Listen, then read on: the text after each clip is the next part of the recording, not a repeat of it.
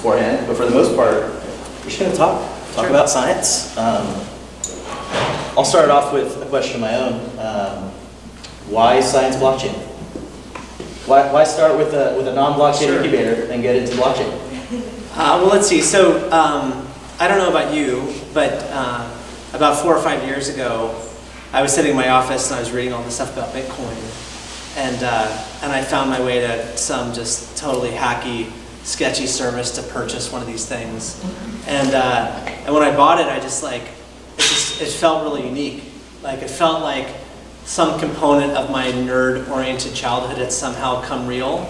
That the nerds had finally reinvented money. Did everyone find that moment where you were like, what did I just buy, and what is this, and is this money, and this weirdo's buying a pizza, and what does this all mean, you know? And at that point, I was playing more and more about it. I remember coming back from like Christmas and sitting down with Greg and Pete and Tom and our core team being like, oh, we're all in on this shit. Like, I don't know what this is gonna go, but we gotta go deep. And we had these kind of random kind of EIRs in the office, and one was like hand building drones in the office. I'm like, you go build miners.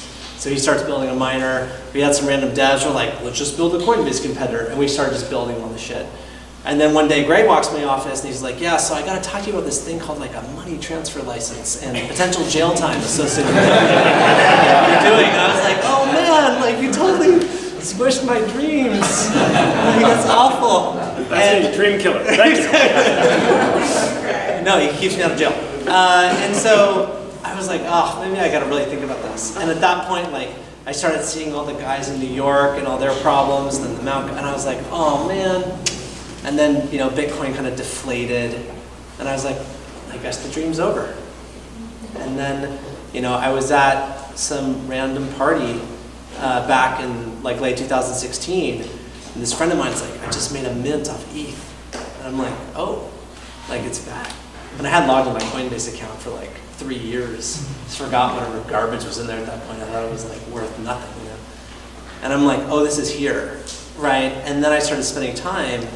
And I think for me, what suddenly felt like is, I remember the moment when I first saw the web, and I had all these great people around me that all were looking to reinvent their world through the lens of the web browser.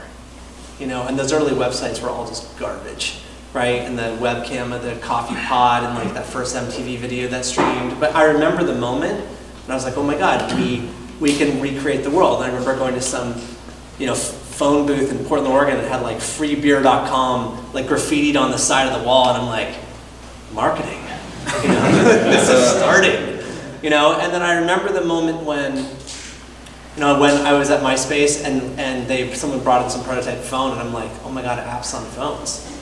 I was like, that's gonna change everything, you know. And we went deep into that, and then I didn't quite get it, I think, until I saw ETH, and I was like, oh, we can rebuild the internet.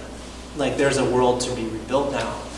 And then when we went out in the world, you know, similar to all these moments in time, we found these dreamers that felt like this was their moment in time to rebuild the world. And I think that's where you're at right now. You know, unfortunately, it's extremely complex, right? The legal component's complex, it's hard to build, it's technically complex, it's complex for the whole thing about it's complex, which I think is why it's such an amazing opportunity. Because it will scare away most people, and people generally won't get these ideas. But the people that submerge themselves in this world right now, it is the only world to spend time in right now, because it is rewriting the landscape of technology as you know it. It may go down in flames, but it might rewrite like the most important thing, which is value and currency. Like the thing that we have really not been able to touch in any meaningful way. Like we've disrupted media, we've crushed commerce, we've figured out social, and now it's like money. Like, let's go after money. And so, for me, it just represents a new world to build. And in that, I need to work with great dreamers. So we get to be in the lucky position to go out in the world and meet dreamers that want to rebuild this world through that lens, and provide them with all the things that we can provide to hopefully, you know, bring them along that journey. And so all that led us to like, we have to do science blockchain. We need a bespoke vehicle, and if we're going to do it, we might as well do it as an ICO, because we got to learn what that feels like. And it feels horrible. It's a really painful experience. But we learned it the hardest possible way. And so, now we're here, and now we get to meet with these people. And what's cool is we bring a legacy of building, failing, and sometimes successful technology companies with us, because it's not enough to just be able to design your system and hack the white paper and cobble together some level of a hopefully legal ICO, possess those tokens, control your wallets, make sure you're not hacked, but then you actually have to build a fucking company. Right? Congratulations, you've got the money, like time to deliver the value. And so luckily we've done a lot of that because we know that. And we know we've done it and succeeded, and we've done it and failed. And so it provides a really unique moment in time for us to dive in heavy. So that's my perspective. And I think just to add on to that for a second, I think the rise of Ethereum is one of the things that makes it so compelling. When we saw Ethereum rise, we saw the potential for new business models that included, native tokens with incentivization that allowed you to solve problems that traditionally took startups either enormous amounts of time or enormous amounts of cash that you could not now solve with this native token, right? So in building these startups with their own economies and with their own token, it allowed you to potentially dramatically accelerate what took a long time previously in many cases to build. So I think that's good, by the way, you just use the mic so my voice isn't booming compared to yours. Greg, Mike talked about the why of science blockchain. Can you talk about the what? How do we get involved with companies? What is science blockchain? Okay, so I'll use the mic so our voices are similar levels. Thank you. Yeah. So in general, we break down our activities into sort of three broad buckets. First, we incubate the way we always have, where we will get involved at the earliest stages with the company and really sort of help build that from the, one or two people with a plan, or potentially not even a plan, just a dream about a company and what they want to build. And we help them put together all of the company around that idea and help them actually grow that into a business. And that is, we are sort of inception to exit type investors/operators. So we don't get involved for a 90-day cohort or a 90-day class. We are involved for as long as it takes. So we have to have religion when it comes to incubating companies, because we know we are involved for a very long time, sort of through thick and thin. And in the blockchain incubator, a lot of what that looks like, or a lot of what those companies are working towards, probably about 2/3 of our companies are working towards or have an idea that they may at the end of that process end up doing a token offering or a securities offering of their own. Right? So realizing that we've, as Mike said, just sort of went through this complex hell of our own token offering, we've sort of become inadvertent experts at helping companies structure their own far less complicated offerings than ours. So a lot of companies are coming to us and saying, hey, because you did this and you have this global network of accredited investors that you put together that are now your token holders, can you, help us think through our offering and our tokenomics and our sales structure and all of the things that are sort of the complicated pieces of this that unless you've gone through it, it's hard to actually understand how those pieces fit together. And that's sort of the second bucket of companies we work with are generally more mature companies that have established management teams and established larger teams. Many of them actually pushing revenue, which I know. Okay, so for those of you in the audience who are unfamiliar with this term, revenue is when you make money from the business. So we actually have companies that are pushing revenue and are significantly more mature in their cycle. They're now moving to a decentralized architecture. And then sort of the third bucket, which is sort of the easiest in many ways to do, but the one we are most reluctant to do, is just sort of write a check into a promising offering. The benefit of spending as much time as we do with the teams we incubate and help through their offering process is we really get to know the teams and the business at sort of a very granular level, so we can have high degrees of conviction when it comes time to participate in follow-on offerings, the same way we have in our traditional incubator.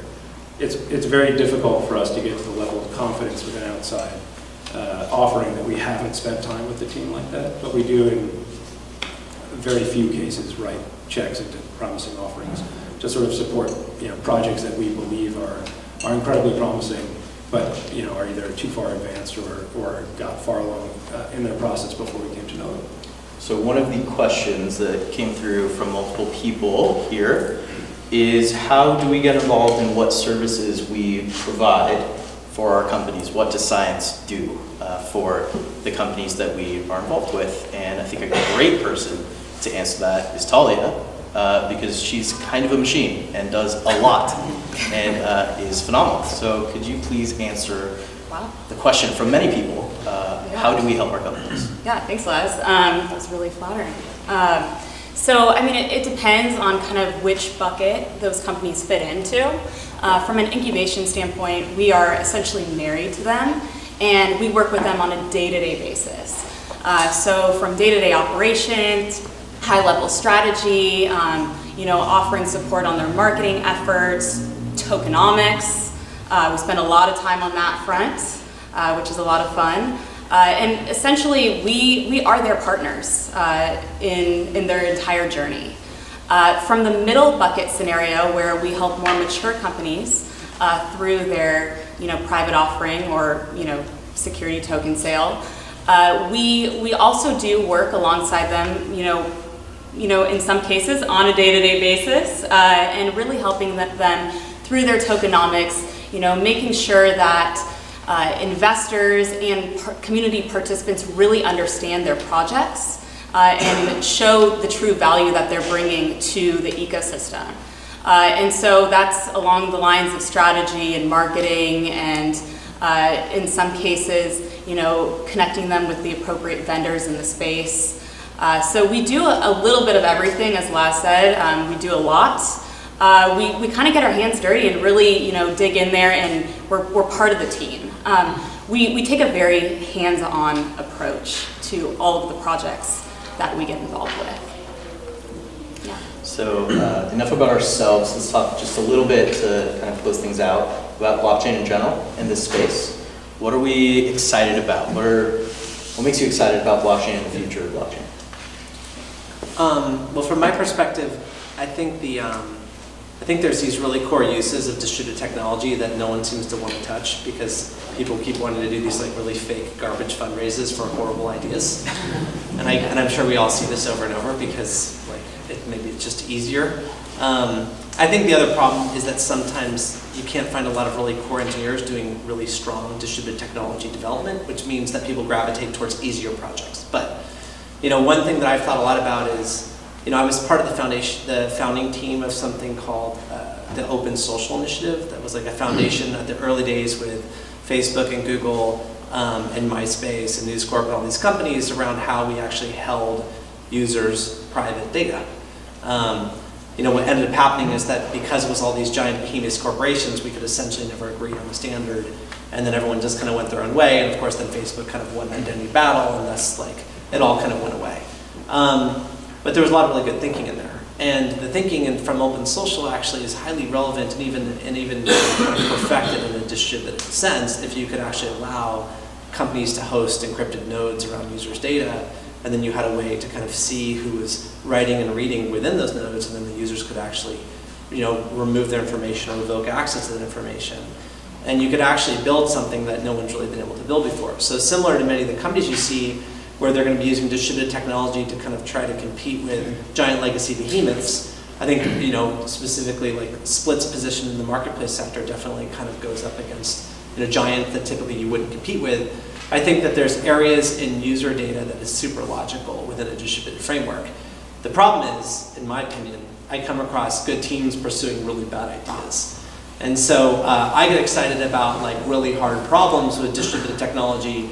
I yet have found teams that, beyond the teams that we have on board now, I can't find that many that really want to take them on. So I'd first off throw off is that if you have access or you know of a great company that has a really killer engineering team and they're working on a piece of shit idea, I really like to talk to them because I will totally convince them to do something different, which I've done many times with other teams on the equity side. So I get excited about that core use of distributed technology. I think from a value perspective, obviously currency is super amazing, and global currencies and all these other things. But there's something around distribution that I'm still addicted to, and I don't think that we've really seen a true user adoption. One other thing to note is I know everyone keeps showing me this graph around, well, in the blockchain world, all the value accrues to the protocol. That's only true until somebody breaks through on a consumer.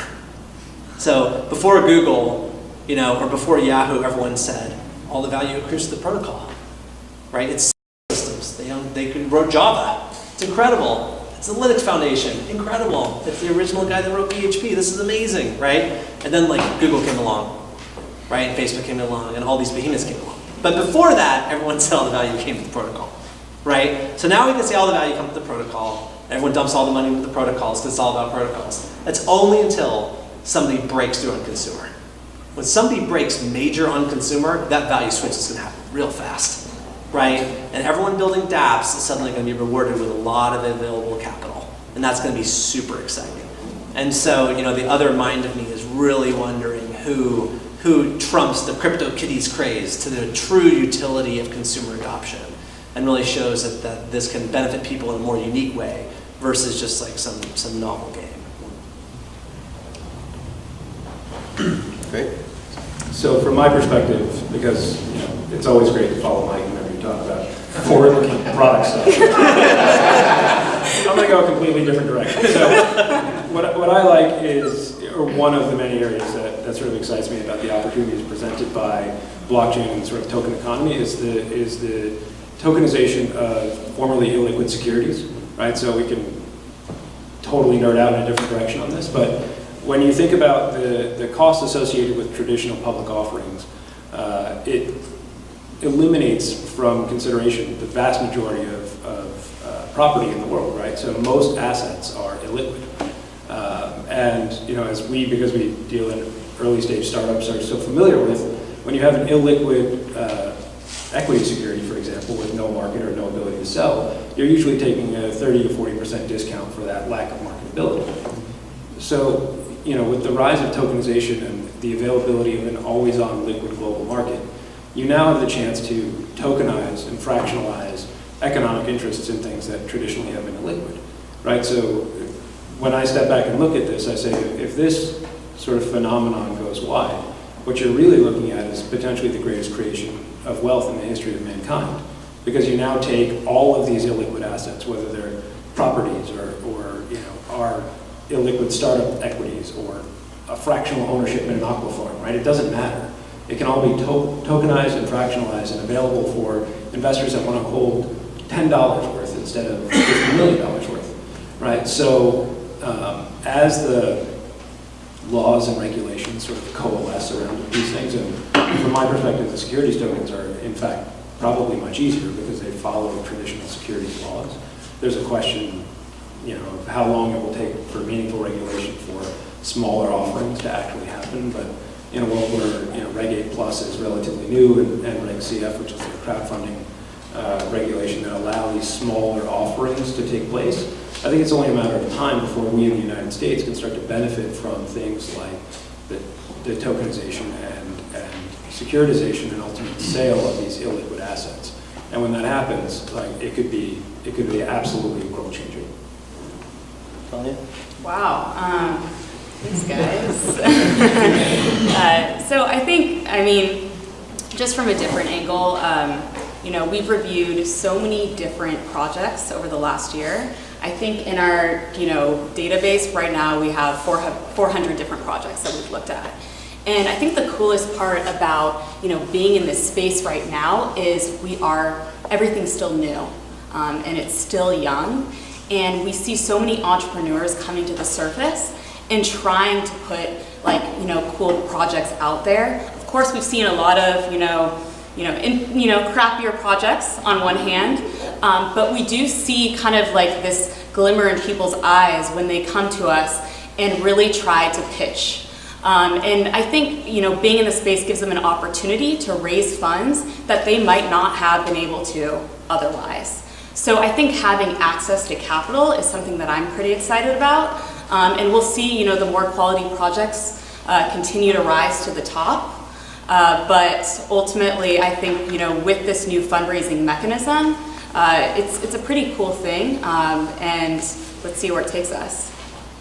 I agree. I'll say that to that point and points that have been brought up earlier, I'm really excited for the vindication of the nerds because there are a lot of people working on some really awesome projects in this space, and while we do see maybe a lot who are on the other side, who are opportunistically building shitty projects, there are also some amazing projects.